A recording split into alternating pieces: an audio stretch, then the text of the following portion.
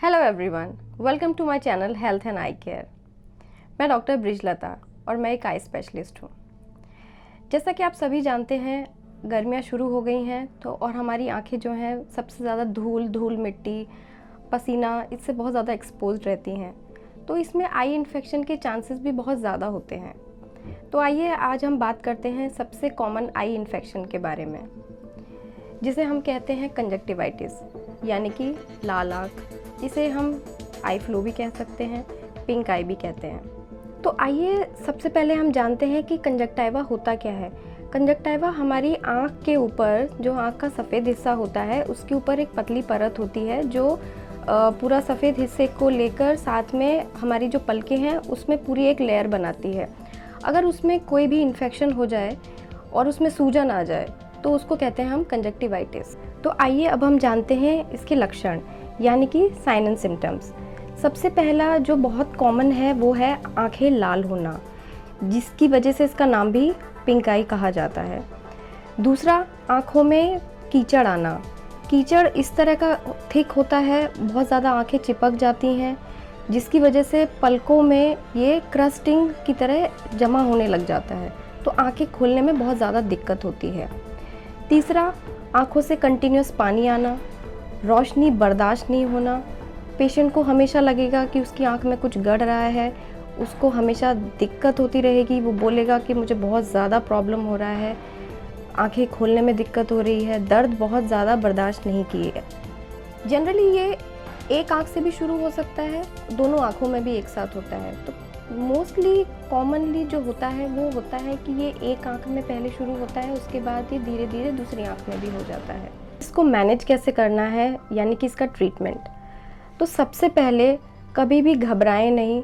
आंखें लाल होंगी, दर्द होगा, कोई दिक्कत नहीं है, आप तुरंत एक पेन किलर खा सकते हैं। अगर आपको रोशनी बर्दाश्त नहीं हो रही है, बहुत ज़्यादा दर्द हो रहा है, जैसे कि कॉम्बीफ्लेम या एसिक्लोफिनैक, कोई भी टैबलेट खा सकते हैं।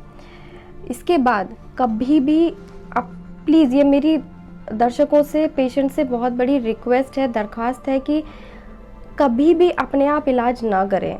जब आपको कोई दवा नहीं पता है तो प्लीज़ अपने आप इलाज ना करें। मैंने कितनी बार देखा है कि पेशेंट अपने आप केमिस्ट के पास जाते हैं और वो, क्योंकि केमिस्ट को भी इतनी नॉलेज नहीं होती है, वो कोई भी दवा उनको दे देते हैं। स्पेशली स्टेरॉयड ड्रॉप्स होते हैं, जैसे कि प्रेडनिसोलोन या फ्लोरोमिथलोन।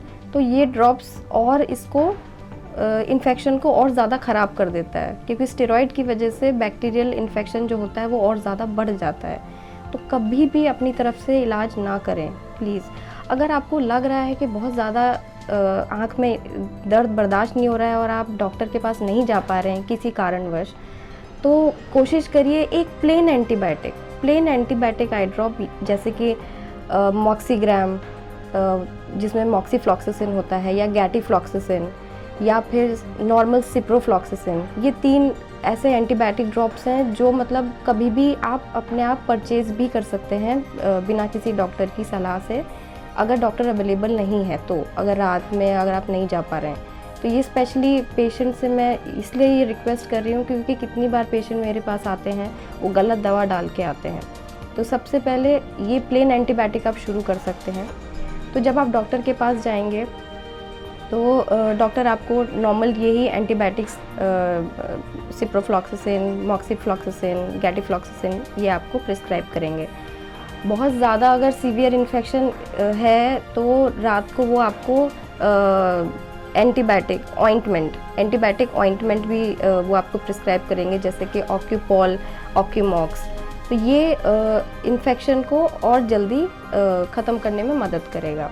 साथ में आप नॉर्मल लुब्रिकेंट्स भी यूज़ कर सकते हैं। तो ये हमारा ट्रीटमेंट जो होता है ये हो गया जब डॉक्टर ने आपको प्रिस्क्राइब किया। साथ में आपको क्या ध्यान रखना है कि पेशेंट जो अपनी तरफ से कर सकते हैं वो ये कि हाथ बिल्कुल नहीं लगाना है चेहरे पे, आँखों पे, क्योंकि पस आएगा, डिस्चार्ज आएगा, खुजली होती है, इरिटेशन होता है, तो पेशेंट बहुत ज़्यादा हाथ लगाते हैं। हाथ बिल्कुल नहीं लगाना है आँखों पे, क्योंकि इससे क्या होता है कि हाथ में अगर आपने, स्पेशली पेशेंट रुमाल भी यूज़ करते हैं, तो वो कभी नहीं करना है।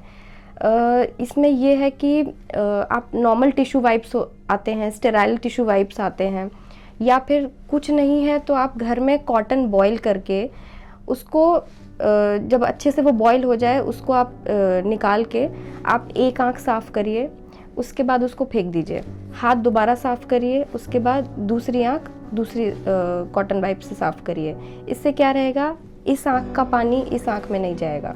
तो सबसे इम्पॉर्टेंट बात हो गई हमारी कि हाथ बिल्कुल नहीं लगाना है, क्योंकि इससे इन्फेक्शन दूसरे लोगों को भी फैलता है।